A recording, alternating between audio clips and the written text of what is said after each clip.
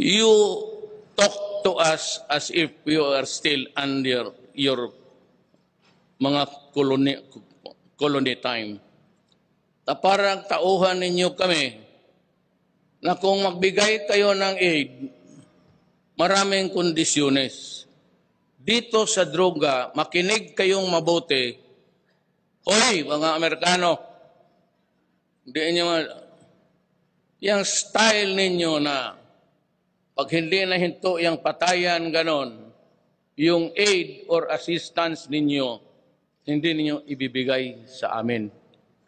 Para kaming aso na may tali, na sabihin mo, next time, yung pan naming assistance, itatapo namin doon sa malayo. Pero hawakan ka, para tayong aso na pag ganun na hindi natin maabot na bunganga. Ganon kayo eh. Ganon kayo. Napakasyadong mababa ang tingin ninyo sa amin.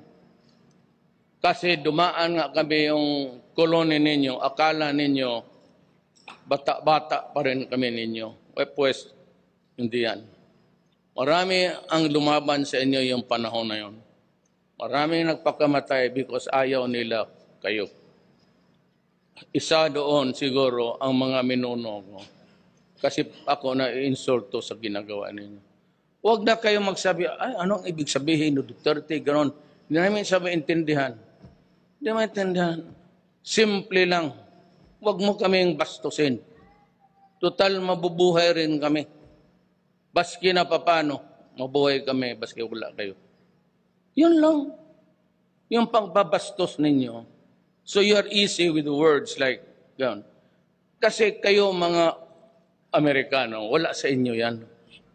Pero sa aming mga Orientals, lalo na Pilipino, lalo na more sensitive sa insulto eh.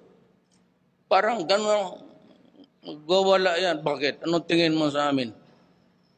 Butit na lang kasi ako ang nainkwentro ninyo. Eh yung iba, hindi kayo makabalik dito. Insultuhin ninyo ng gano'n yan.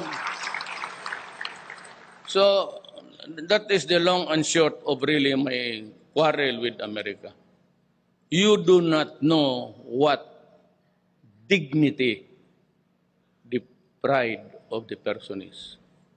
Wala kayong, mawalaan ng muka eh.